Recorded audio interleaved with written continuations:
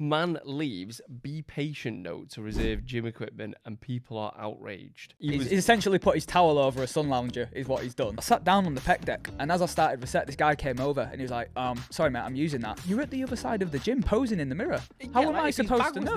Early mistakes we made as coaches. We used to give every person macros to begin with. I used to be like, yeah, this is perfect. Like, I'll map out all the calories. I'll write this meal plan. It's amazing. It'll work great for them.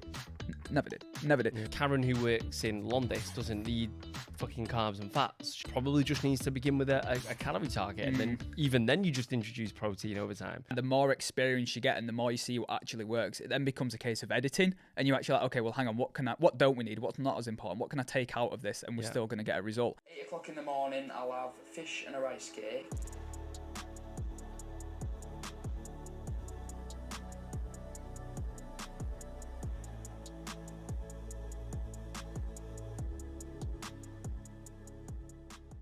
Okay, welcome back.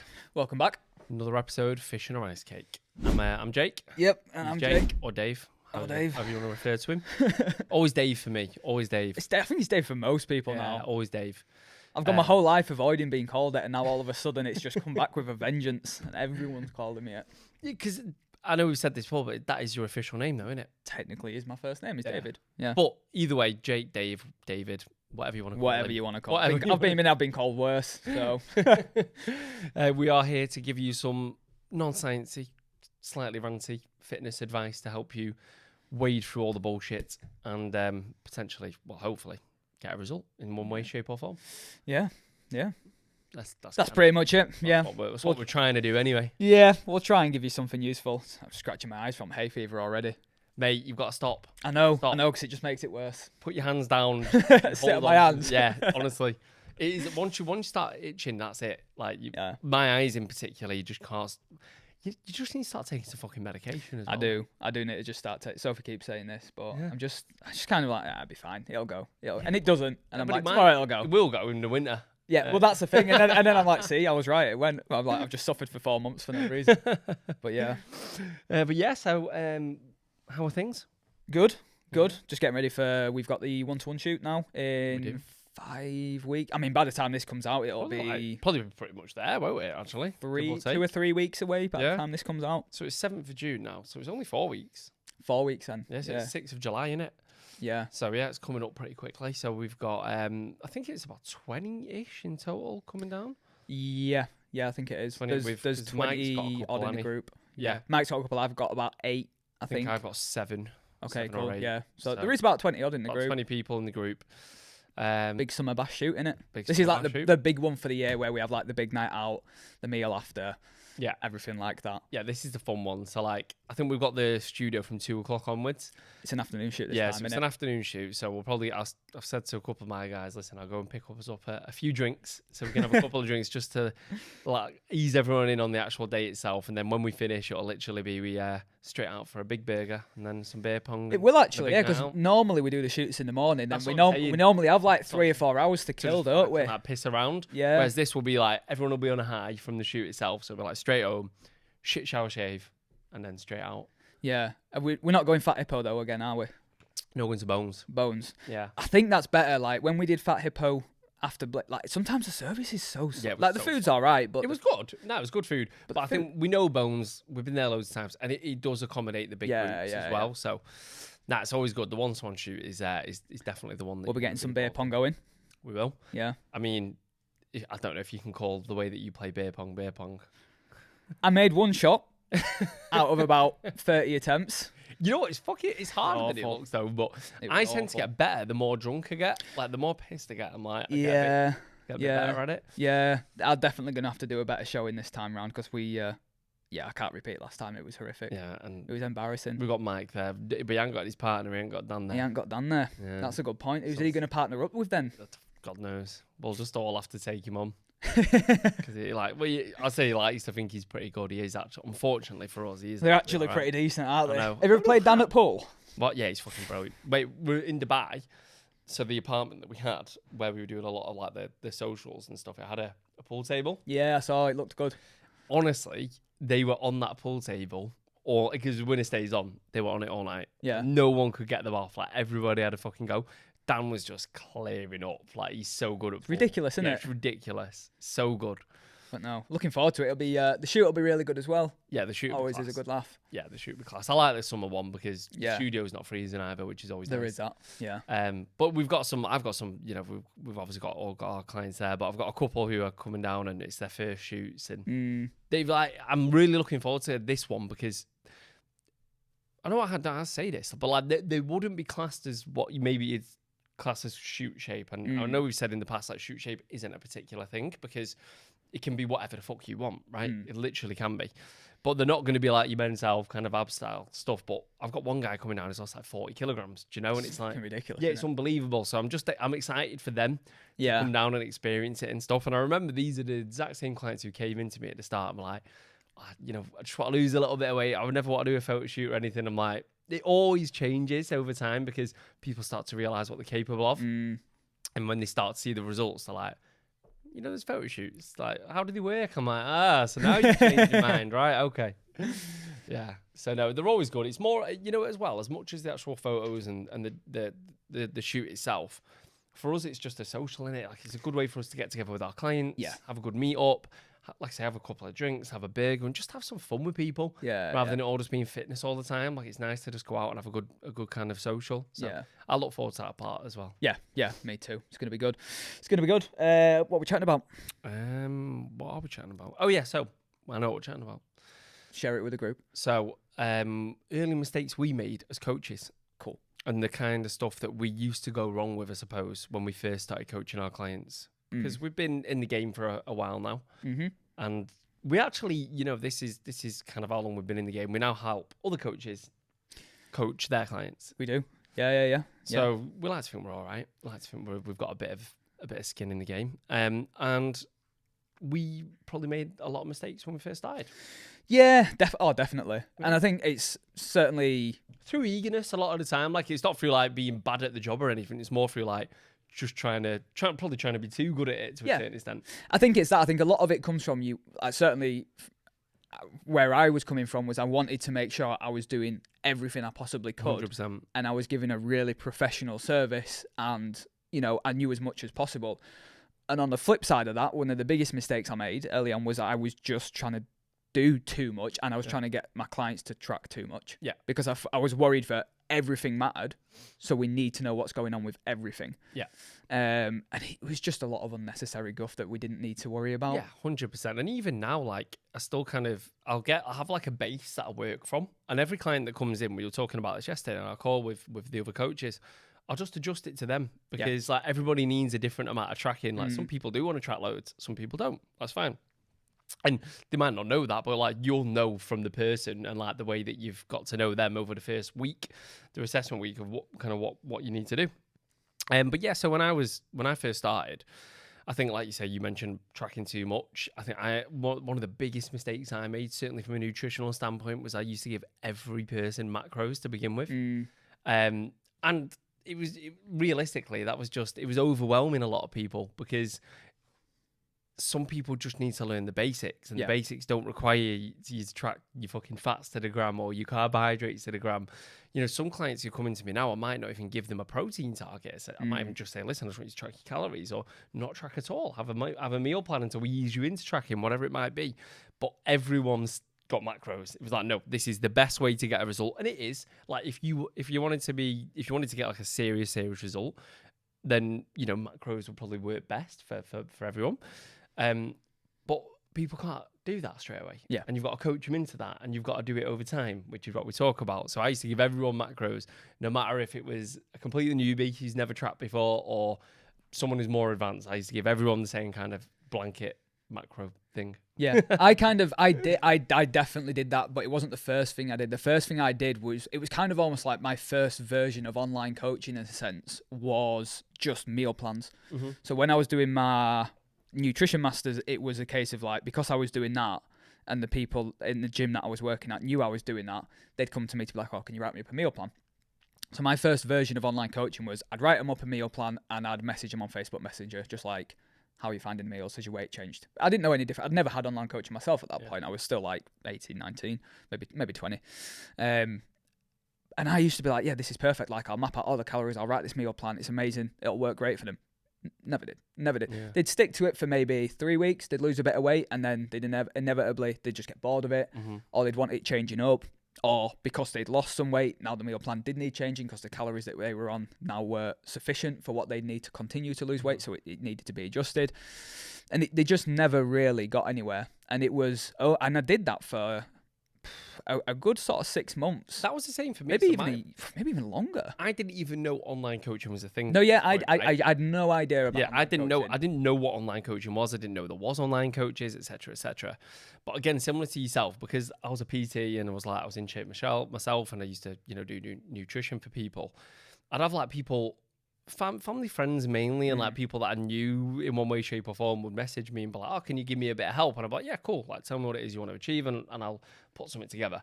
So I used to do a meal plan on Google, or sorry, not on Google, on Word. Yeah, that's send it what over to them via email. Yeah, but like, there's your meal plan, and then I literally used to just kind of like message him and check in with him, like, "How you getting on? Like, things going okay?" And like that weirdly is kind of online coaching, but I had no idea that was online coaching. Yeah, that was my first thing. And again, similar to yourself, like they would stick to it for the first few weeks. Yeah, I'm feeling great, Jake, losing a bit of weight and stuff. And then either they would get bored, or a holiday would come up, or they realize it was just too restrictive, or like you say, they would lose the weight. And then of course the caveats with weight loss is that your body does adapt, unfortunately. So you've got to keep on changing things.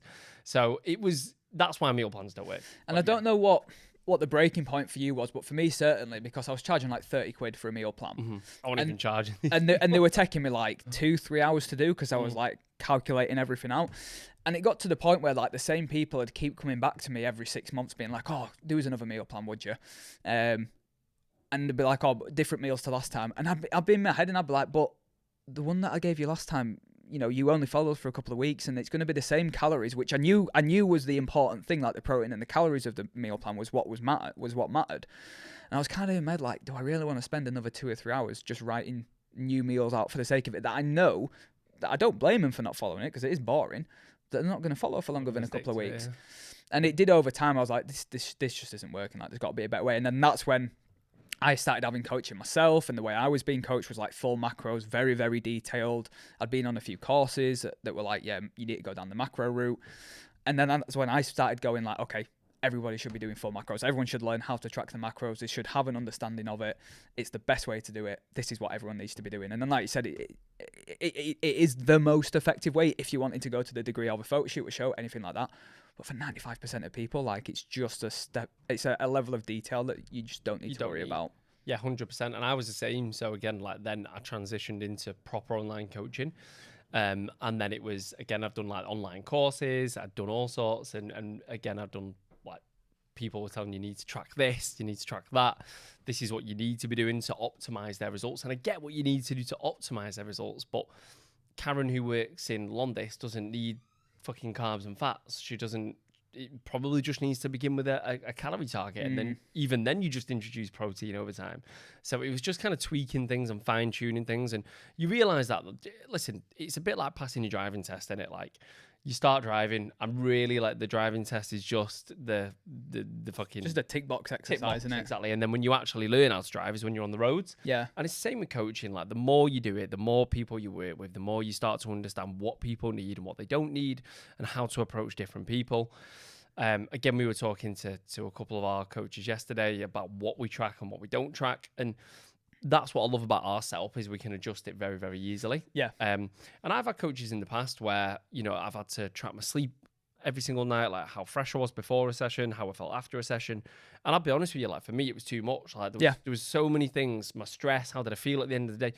I'd literally like a fucking sheet that long that I had to fill in at the end of every single day. I was like, that's too much for me. So I was like, well, if that's too much for me, and I'm a coach who's interested in this stuff and actually enjoys training, that's going to be way too much for my clients. So you just have to minimize it right down to the person.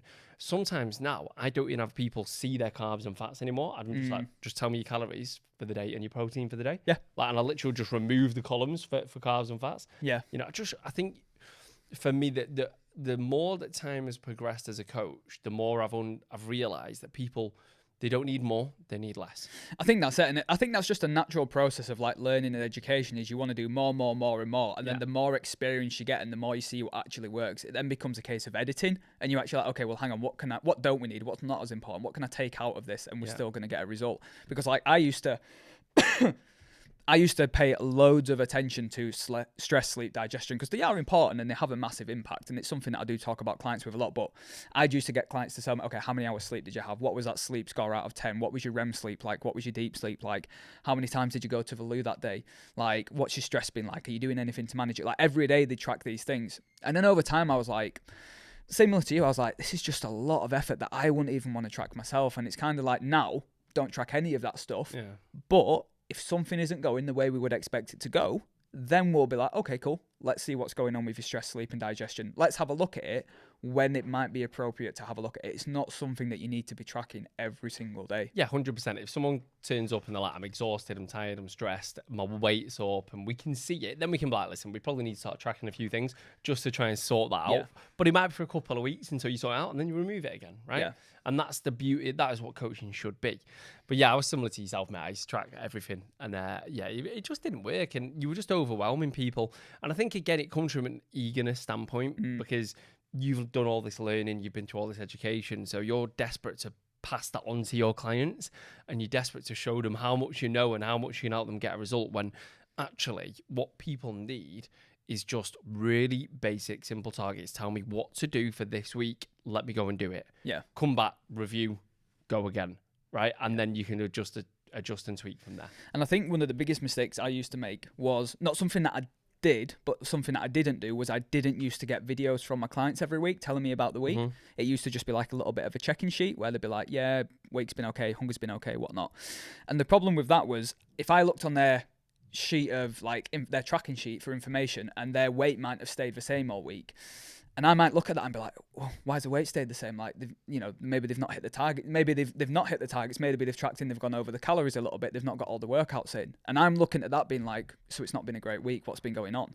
Without any context to their week. And the feedback I would give them would be so different compared to nowadays. If they send me a video and they say, yeah, I have been a bit over my food and I've not managed to go to the gym, but to be honest with you, like my kid wasn't well, so we had to take him to hospital at the start of the week. Then work was really stressful and I had to work late 2 nights and I've not been feeling great. So I haven't been able to do everything this week, but my weight stayed the same.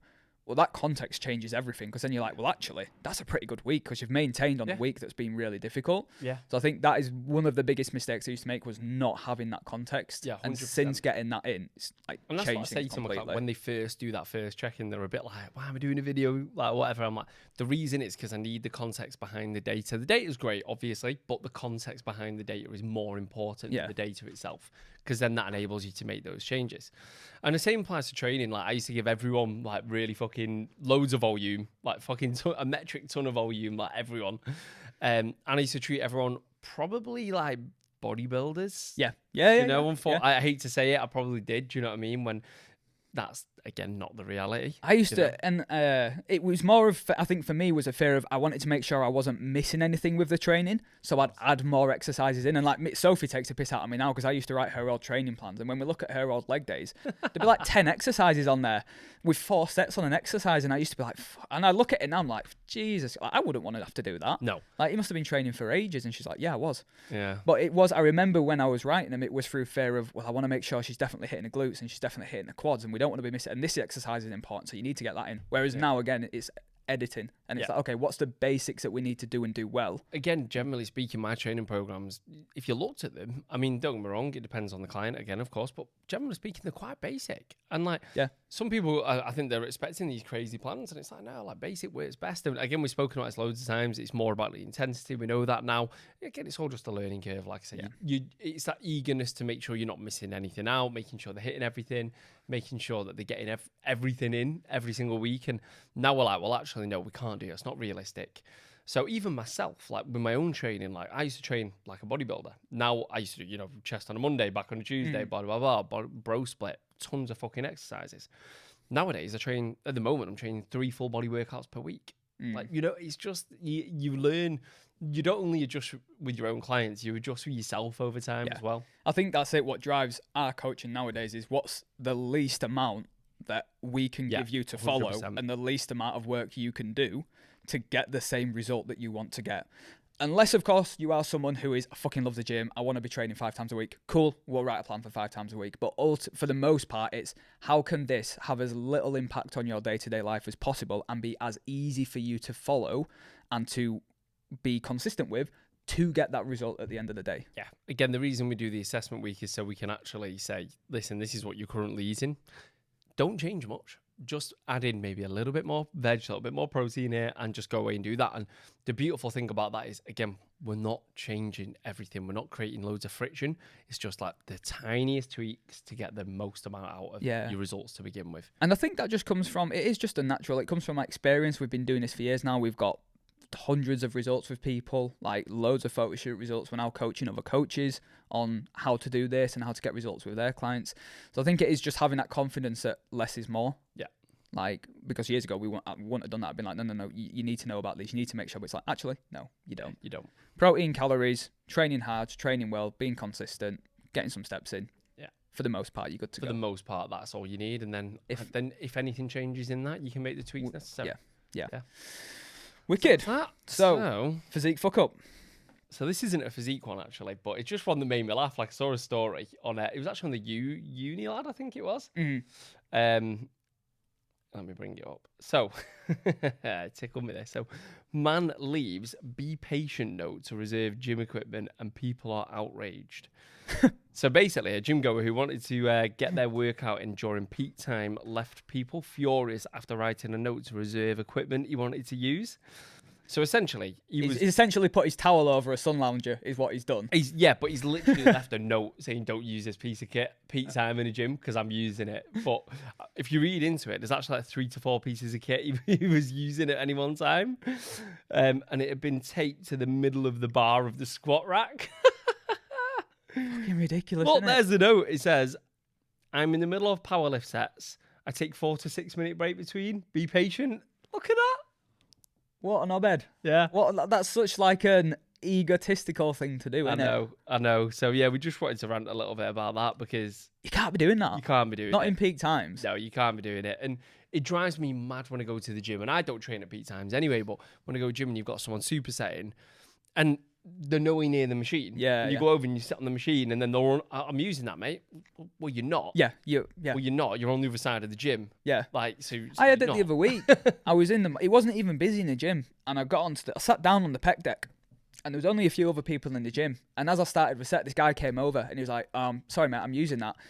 All his bag and his equipment was at the other side of the gym in the dumbbell area. And I'd seen him. He was just stood posing in the mirror. Yeah. And then he'd walked over and was like, sorry, mate, I'm using that. And I'm like, well, you're at the other side of the gym posing in the mirror. How am I supposed to know? Next to it, you'd be like, oh, cool, I'll just come back to that. If you see, because if you see someone's bag there, don't you hate that though sometimes where you see like a half-drunk bottle of water next to a machine and then you stood there like, is someone using this? Is someone using this? Just left that bottle of water. So then you kind of, I don't know about you, I'll use a machine around That's it. what I do. And I'll be like, I'll give it a few minutes, I'll keep an eye on it. And if no one comes in a few minutes, I'm going in. And then you see someone else going and you're like, fuck, I missed it. But no, it just does me. I didn't, like I say, and this is why I'll never program like supersets for clients when it's machines or equipment like on opposite sides of the gym. The only time I superset is I'll pair dumbbell exercises or cable exercises. Yeah, and that's pretty much it. Yeah, or I'll do like a machine with a dumbbell. Yeah, you can take your dumbbells over to the machine, so you're doing it all in the same place. Like, I hate that thought of like going across the other side of the gym.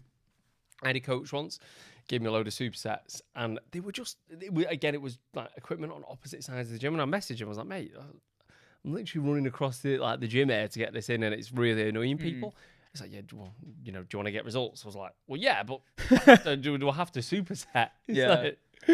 So yeah, it fucking annoys me. So don't be that person. Don't leave a note. I bet someone just stapled it to his head afterwards.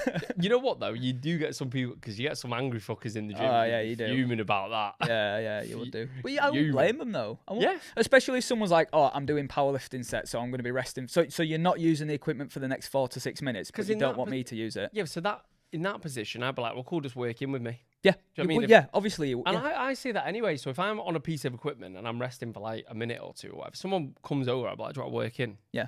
Just polite. Yeah. If you see someone lingering around in your periphery, do you want to work in? Do a set. Giving you those random looks, you're like, it's fine, come on, you can jump in. Yeah, exactly. It's just like gym etiquette, innit? Yeah. So you're breaking all sorts of rules there, mate. What a guy. I mean, fair play for the bollocks on him, like for doing that. But what a knobhead. Hopefully, he don't do it when I'm in there. Right, nice one, guys. Catch you in the next one. See you in a bit.